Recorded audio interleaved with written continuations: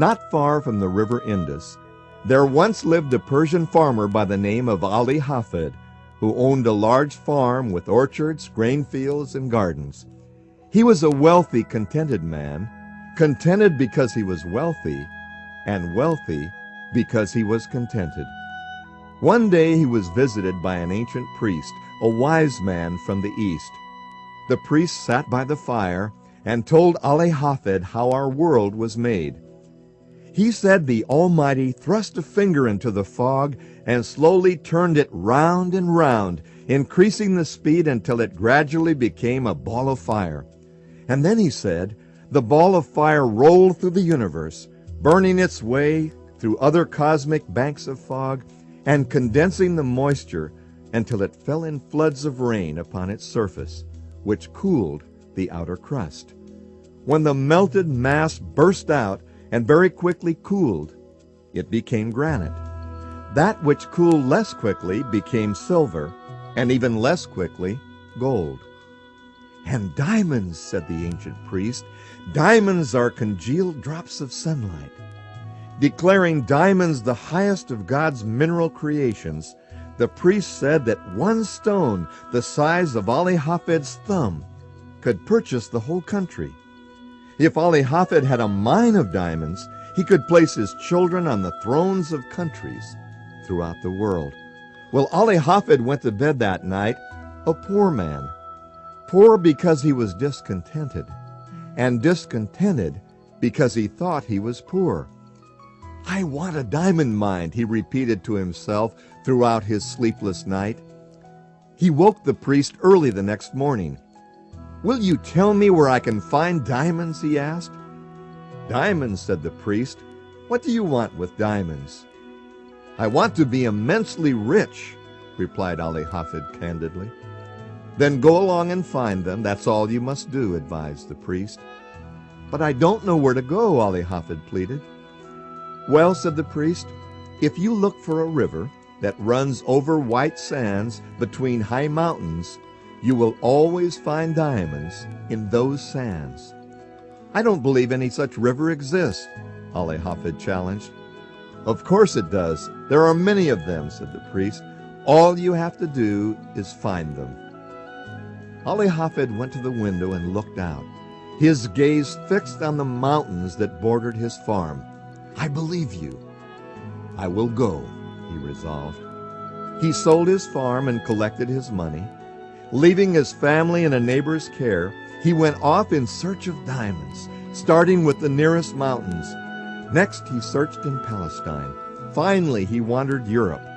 When the last of his money had been spent, he stood in rags at Spain's Bay of Barcelona, watching the waves roll in. And soon the penniless, hopelessly wretched man cast himself into the oncoming tide and sank beneath the water, never to rise again. One day, continued the old Arab guide, the man who had purchased Ali Hafed's farm let his camel into the garden for a drink. As the beast lapped the brook's clear water, Ali Hafed's successor noticed a curious flash in the shallow stream's white sands. Reaching into the water, he withdrew a black pebble with an eye of light that reflected all the colors of the rainbow. He took the curious stone into the house, put it on the mantle, and returned to his chores. Some days later, he was visited by the ancient priest. The moment the priest saw the gleam from the mantle, he rushed to it. "There's a diamond here," he shouted. "A diamond! Has Ali Hafed returned?" "No, he hasn't returned, and that's no diamond," the new owner answered. "It's nothing but a stone from out there in the garden." "But I know a diamond when I see one," the priest insisted, "and I tell you, that's what this is, a beautiful diamond." Together they rushed to the garden stream. They stirred the white sands with their fingers, and lo, discovered more stones, even more beautiful and valuable than the first. Thus was the diamond mine of Golconda discovered, the most magnificent in history, exceeding even the Kimberley silver mine. For decades, every shovelful from near that stream revealed gems that would decorate the crowns of monarchs. The Golconda diamonds to this day are the purest, most priceless white diamonds ever mined.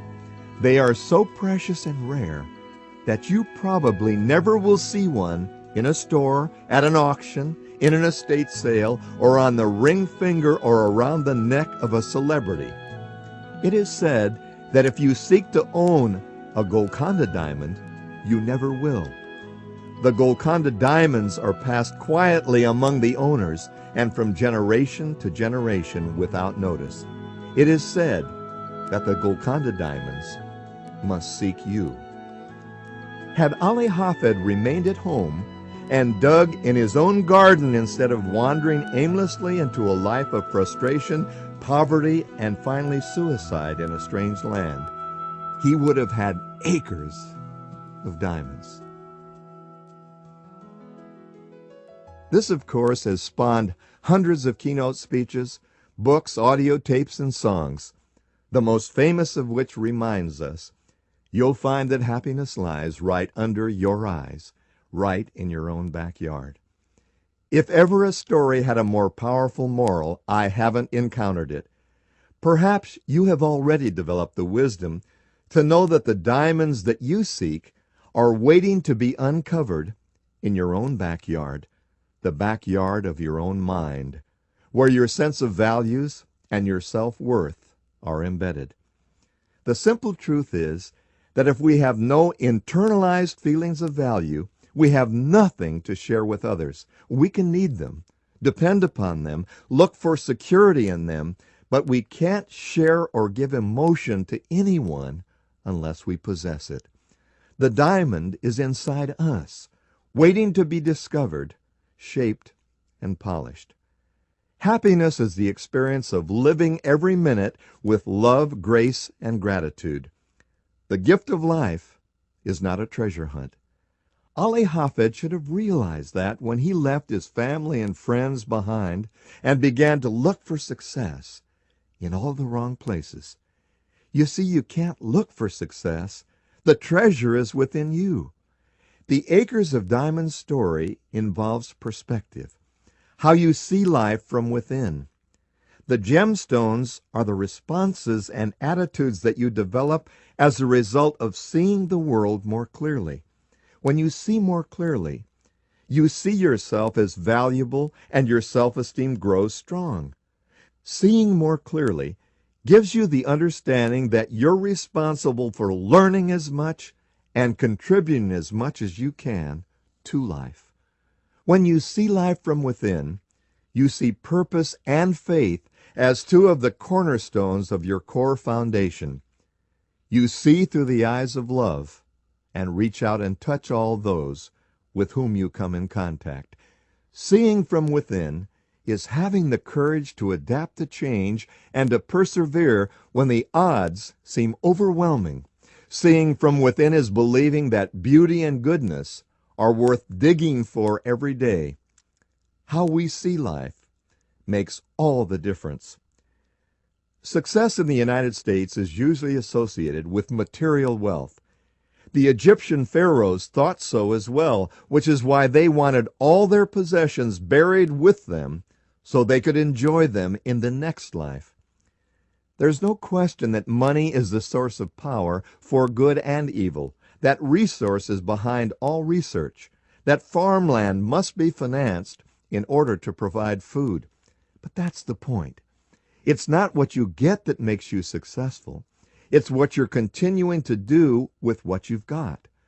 Happiness seems to be associated more with the experience of the quality of the effort than in the fleeting moment of the recognition of having arrived. The Ali Hafeds of this generation are hoping to win the lotto. They fantasize in vain that their 6 numbers will come up and that their worries will be over. Ironically, in a recent poll of multi-million-dollar prize winners in the lotto over the past 10 years, only 6% of the winners reveal that they were happier after they got the sudden windfall. How can this be? The answer is simple yet profound. If you're not invested in the effort, you won't enjoy the harvest. You will hoard it so that others can't take it from you, or you will spend it recklessly, since it arrived as if you rubbed a magic lamp.